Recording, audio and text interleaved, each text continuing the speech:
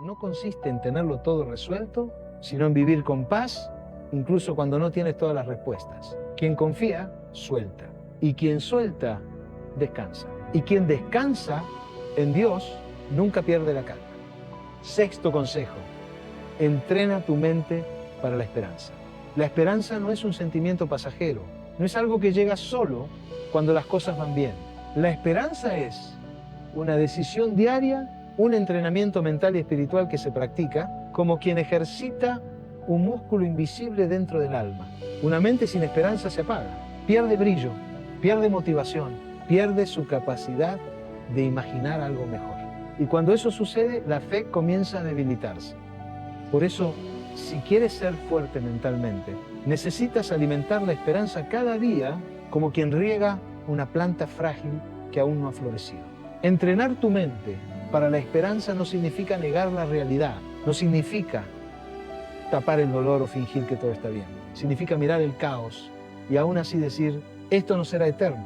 Significa reconocer que el dolor no tiene la última palabra, que incluso en la oscuridad hay algo que crece. Las personas fuertes mentalmente no son las que no lloran, son las que lloran y se levantan. Las que no pierden la fe aunque todo a su alrededor parezca roto. Y eso no se logra de un día para otro, se logra entrenando la mente para ver luz donde otros solo ven sombras. Tu mente se convierte en aquello que más repites. Si repites miedo, vives con ansiedad. Si repites queja, vives en escasez. Pero si repites esperanza, tu espíritu se fortalece. Por eso es tan importante cuidar lo que piensas. Cuando te despiertes cada mañana, tus primeros pensamientos pueden construir tu día o destruirlo. Tú decides. Si al abrir los ojos dices, hoy será un mal día, tu mente buscará razones para tener razón.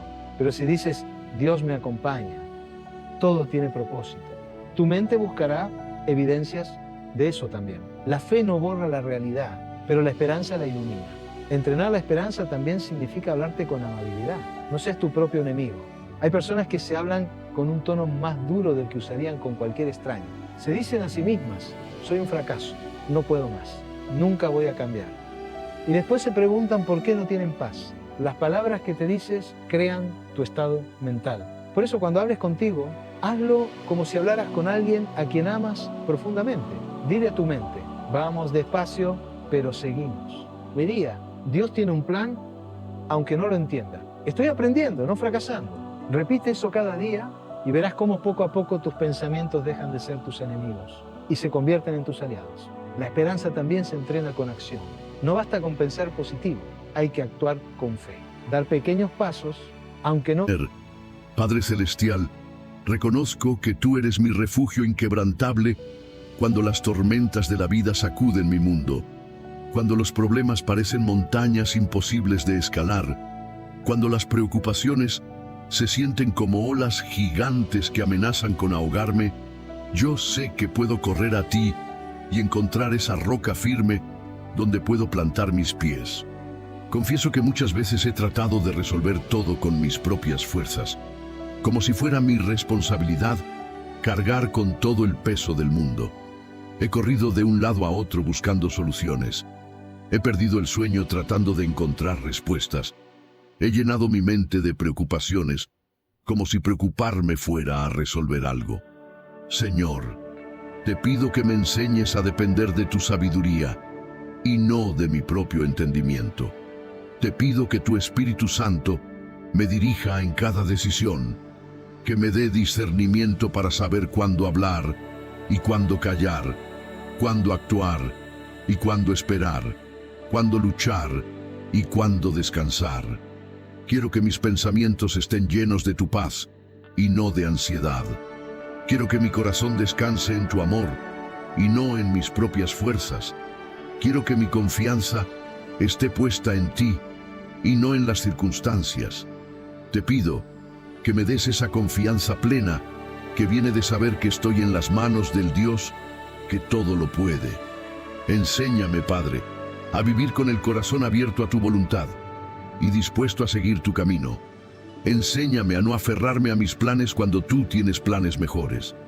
Enséñame a soltar el control cuando tú quieres tomar las riendas.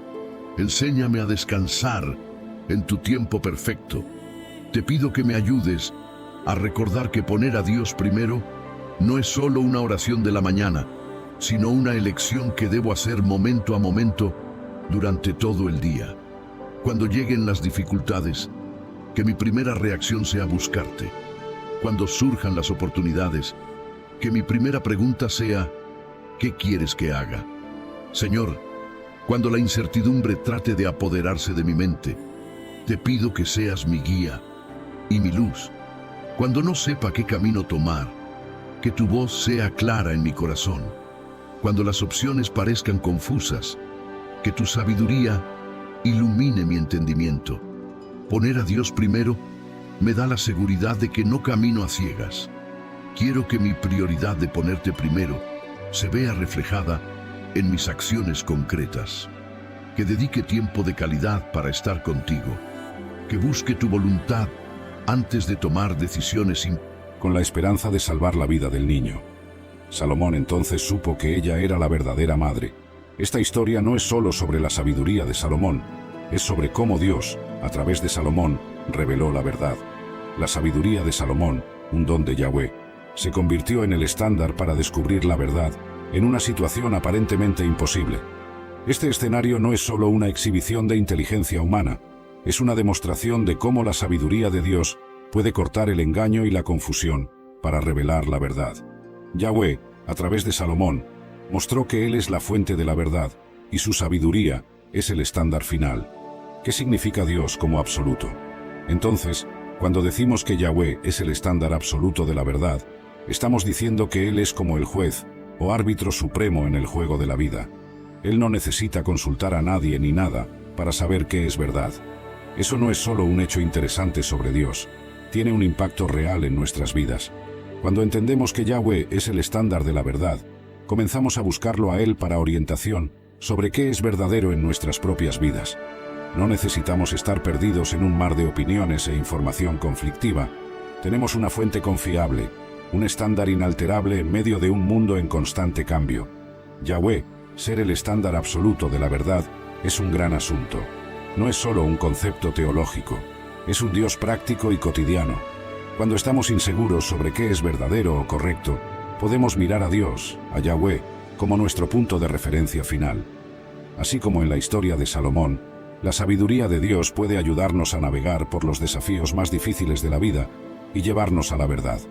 Entonces, la próxima vez que estés en un lugar difícil, recuerda a Yahweh, el estándar absoluto de la verdad, y tal vez, al igual que Salomón, encontrarás la sabiduría que necesitas. Número 9. Yahweh significa que Dios hace como le agrada. Cuando pensamos en Yahweh, un nombre para Dios en la Biblia, es como abrir una puerta para entender su naturaleza y acciones.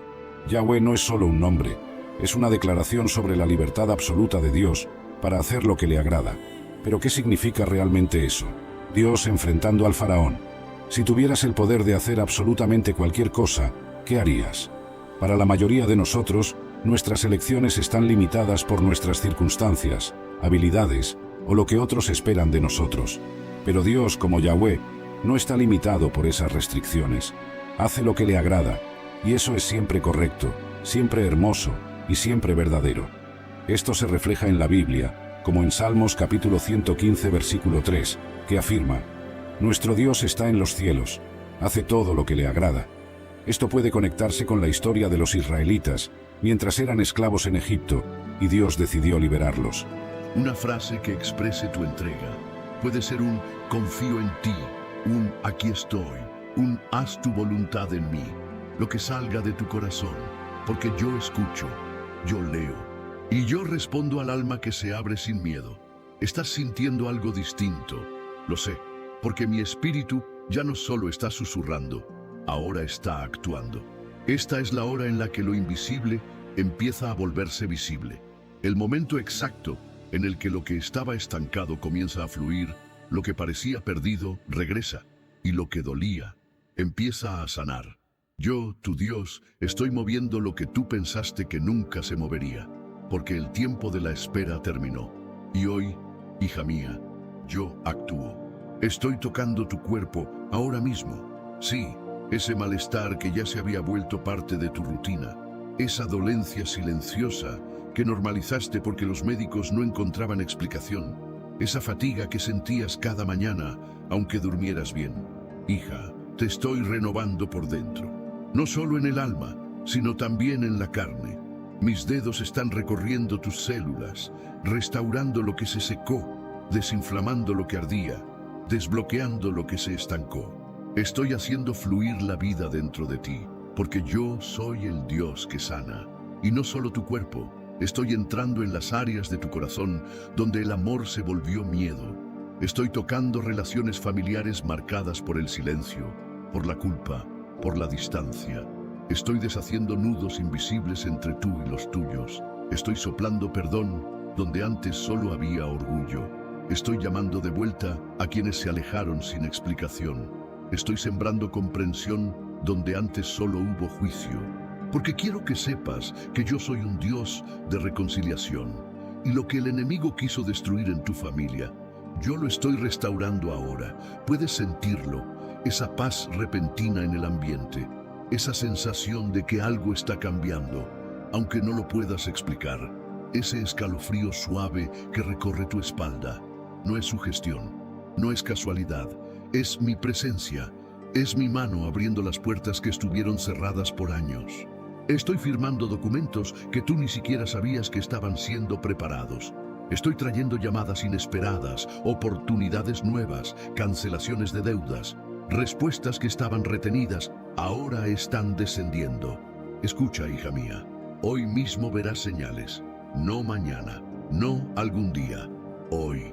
Y no lo digo para consolarte emocionalmente, lo digo como decreto celestial, porque como está escrito, he aquí yo hago cosa nueva, pronto saldrá a luz, no la conoceréis.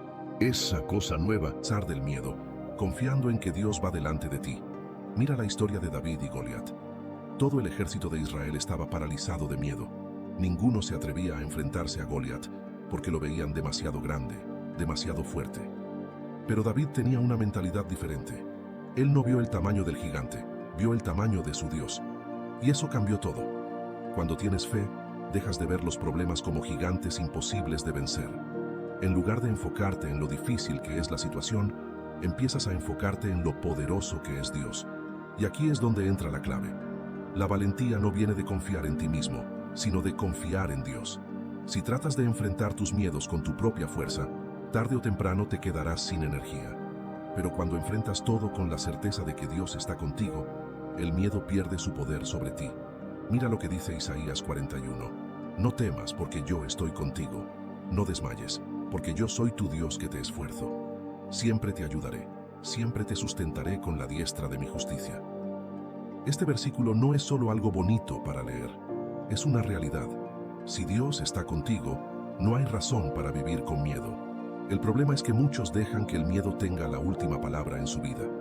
Quieren emprender algo nuevo, pero el miedo al fracaso los detiene.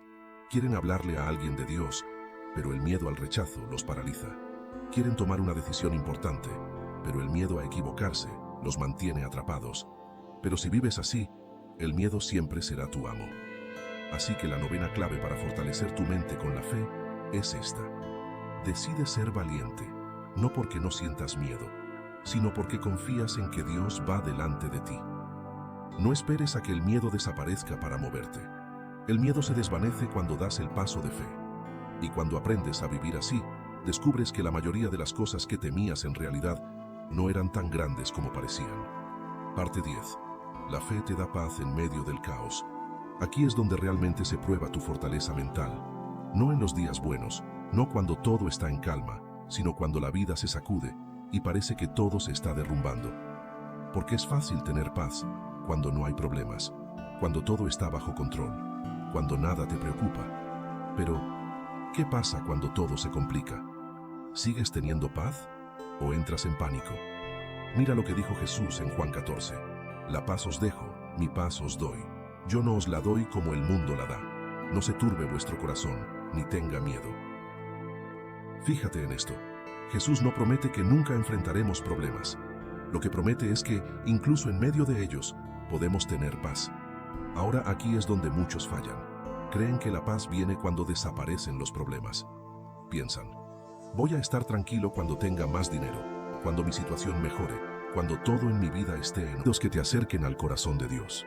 Por eso este canal existe, para que aunque no tengas iglesia cerca, aunque estés solo en tu habitación, encuentres aquí un hermano, una voz amiga, una palabra que te recuerde que no estás olvidado, que tu dolor no es invisible, que Dios todavía tiene planes para ti.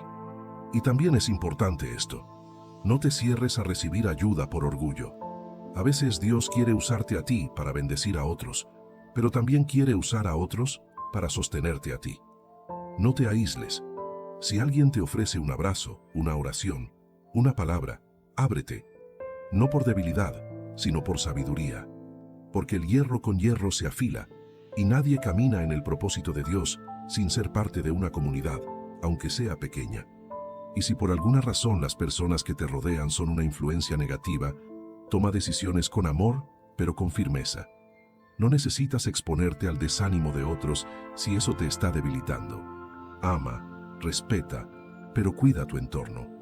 Tu fe es un tesoro, y si estás en una temporada frágil, debes protegerla con todo tu corazón. Para terminar esta parte, quiero que te lleves esto. Los problemas pesan menos cuando los cargas con las personas correctas. Y si no tienes a nadie más, recuerda que Dios está contigo siempre. Pero aún así, abre los ojos y el corazón para reconocer a aquellos que Él te ha enviado, aunque no lleguen con un halo de luz, sino con un mensaje simple, una sonrisa sincera o una llamada inesperada. Porque a veces, los milagros de Dios vienen disfrazados de personas comunes que aparecen justo cuando más los necesitas. Parte 7. Tu lenguaje cambia tu realidad. Cuida lo que dices en medio del problema. Hay algo poderoso que muchas personas subestiman cuando están enfrentando una tormenta: las palabras que salen de su boca. Y no me refiero solo a lo que le dices a los demás, sino también a lo que te dices a ti mismo.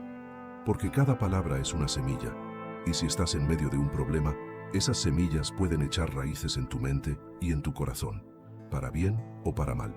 Lo que confiesas en medio de la dificultad tiene el poder de sostenerte o de hundirte más. Por eso, en esta parte, vamos a hablar sobre la importancia de tu lenguaje en los momentos de angustia. Cuando atraviesas una prueba, es fácil dejarte llevar por el cansancio, por el enojo o por la desesperanza. Y sin darte cuenta, empiezas a decir frases como: esto no tiene solución, yo no puedo más, Dios no me escucha, todo me sale mal, no valgo nada. Y lo haces quizá como desahogo, como reacción emocional. Pero esas palabras no se van al viento. Esas palabras se clavan en tu alma, se graban en tu mente y empiezan a moldear la manera en que ves tu vida. En Proverbios capítulo 18, verso 21, la Biblia nos enseña algo: mundo hostil. Dame la claridad de Cristo, que supo responder con la palabra a cada tentación del adversario. Hoy proclamo que viviré alerta, como un soldado que no duerme, como un guardián que protege lo valioso. Y lo más valioso que tengo es mi relación contigo, Señor. Por eso clamo con fe: abre mis ojos, dame discernimiento y guíame siempre por la senda recta. Si hoy deseas recibir sabiduría para evitar trampas espirituales, escribe en los comentarios esta frase: el Señor me da sabiduría y discernimiento para no caer en engaños. Padre Celestial, en esta mañana me levanto con la certeza de que tú eres mi protector, mi escudo y mi fortaleza. Tu palabra me recuerda que ninguna arma forjada contra mí prosperará, y que tú eres quien me guarda de todo mal. Por eso hoy declaro con fe y convicción que ningún mal prevalecerá sobre mi vida, sobre mi familia, sobre mis proyectos, ni sobre mi futuro, porque todo está bajo tu cuidado perfecto. Señor, sé que el mundo está lleno de amenazas visibles e invisibles. Hay peligros en los caminos, hay injusticias en la sociedad, hay personas movidas por la envidia y la maldad, y hay fuerzas espirituales que se levantan para intentar robar, matar y destruir. Pero en medio de esa realidad, me aferro a tu promesa. Tú eres mi luz y mi salvación. ¿De quién temeré? Tú eres la fortaleza de mi vida. ¿De quién he de atemorizarme? Hoy declaro que aunque el enemigo levante planes de destrucción, ninguno de ellos tendrá éxito, porque mi vida está escondida en Cristo. Declaro que aunque se levanten guerras espirituales contra mí, tú me darás la victoria. Declaro que aunque haya palabras de maldición, Ninguna de ellas tendrá efecto, porque estoy cubierto con la sangre del Cordero. Declaro que aunque pasen tempestades, yo estaré firme, porque mi casa está fundada sobre la roca que es Jesús. Padre, confieso que en ocasiones he sentido miedo, que he creído que el mal tenía poder sobre mí, que he dudado y me he debilitado. Pero hoy renuevo mi fe y proclamo en voz alta: ningún mal prevalecerá. No habrá enfermedad que me destruya, no habrá pensamiento que me paralice. No habrá injusticia que me derrumbe, no habrá plan oculto que me robe lo que tú has preparado para mí. Espíritu Santo, recuérdame en todo momento que el poder de Dios es mayor que cualquier amenaza del enemigo. Dame valentía para enfrentar los días difíciles y paz para descansar, sabiendo que estoy protegido bajo tus alas. Quiero caminar confiado, sin temor al futuro, sin temor a la noche, sin temor a lo que otros puedan hacerme. Malaquías, en cambio, se volvió al niño. Sacó un pedazo de pan de su bolsa y se lo entregó con una sonrisa cálida. Dios no se ha olvidado de ti. Los ojos del pequeño se iluminaron con una chispa de esperanza. Tomó el pan con manos temblorosas y lo devoró con ansias.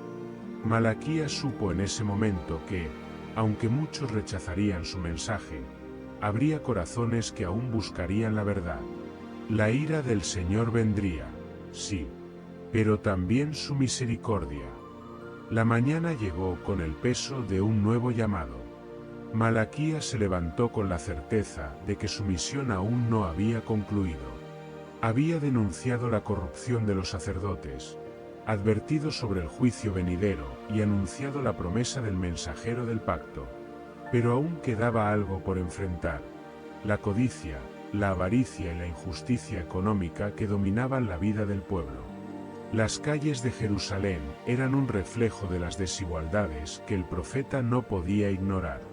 Mientras algunos caminaban con ropas remendadas y rostros hambrientos, otros vestían túnicas finas y se movían entre los mercados con una actitud de arrogancia, observando con desprecio los pobres que suplicaban por limosna.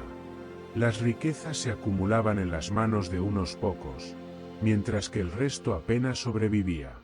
Malaquías se dirigió hacia el mercado principal, donde los comerciantes más influyentes realizaban sus transacciones. Ahí estaban los prestamistas, aquellos que cobraban intereses abusivos y dejaban a las familias sumidas en la pobreza. Allí también estaban los mercaderes que alteraban las balanzas, engañando a los compradores con medidas injustas. El profeta observó en silencio por un momento, antes de elevar su voz con autoridad. Oh casa de Jacob, ¿hasta cuándo defraudaréis al Señor vuestro Dios? Robáis al pobre, oprimís al huérfano y dejáis que la viuda muera de hambre. Creéis que vuestras riquezas son señal de su favor, pero son un testimonio contra vosotros. Los mercaderes detuvieron sus actividades y lo miraron con sorpresa. Algunos fruncieron el ceño, otros rieron con burla. Uno de ellos, un comerciante de edad mediana con vestiduras de lino fino y joyas en sus manos, se adelantó con una sonrisa burlona. Su nombre era Eleazar, uno de los hombres más ricos de Jerusalén. ¿De qué hablas, profeta? Mira a mi alrededor. ¿Ves la abundancia en mi mesa? ¿Ves los esclavos que trabajan para... La forma en la que Dios se muestra es a través de los pequeños detalles. No subestimes lo cotidiano, porque ahí también habita Él. En un amanecer que te hace detenerte, en el aire fresco después de una noche difícil, en una sonrisa que te devuelve un poco de fe.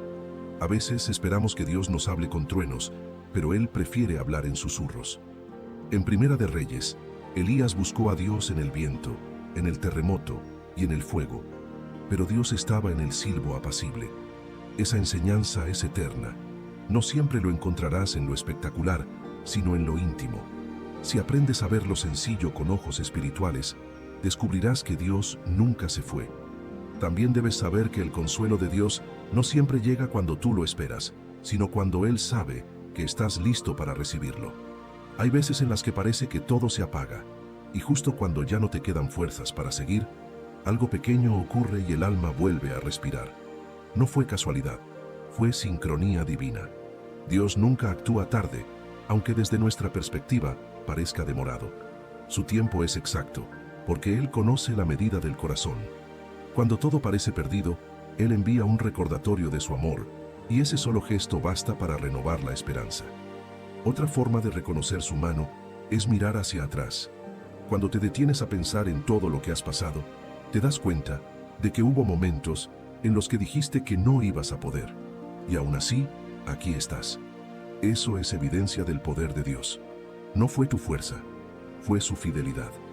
¿Cuántas veces pensaste que no habría salida? Y sin embargo, la vida siguió. Las puertas se abrieron. El corazón sanó. Cada paso que diste fue sostenido por su gracia, aunque no lo notaras. Reconocer eso no solo te llena de gratitud, también te da seguridad para enfrentar el presente. Porque si Dios te sostuvo antes, te sostendrá ahora. También funciona recordar que el consuelo de Dios no se siente siempre igual. A veces se siente como un abrazo invisible que calma tu alma, pero otras veces se manifiesta en forma de corrección, de dirección o incluso de espera. Y aunque duela, también eso es amor. El Padre que ama no siempre dice sí, porque su objetivo no es complacerte, sino transformarte.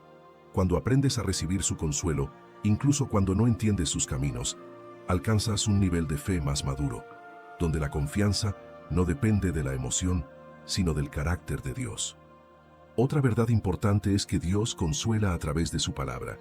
Los versículos no son solo frases antiguas, son alimento vivo.